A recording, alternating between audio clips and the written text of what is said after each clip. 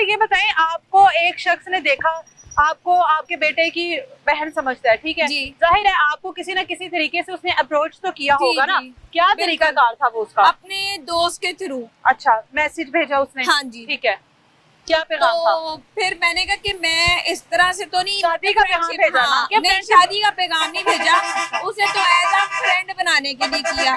मैंने कहा मैं इस तरह की औरत नहीं हूँ, अगर करनी है तो शादी करो।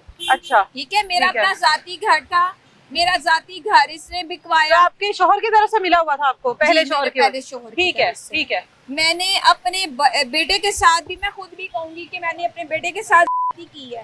बेटे की मर्जी शामिल थी आपकी इस हाँ शादी जी, में? हाँ थी। जी। शादी कितने अरसे में हुई, यानी पैगाम आया, प्रपोजल हुआ, उसके बाद शादी कितने अरसे में हुई? 1 वीक हो।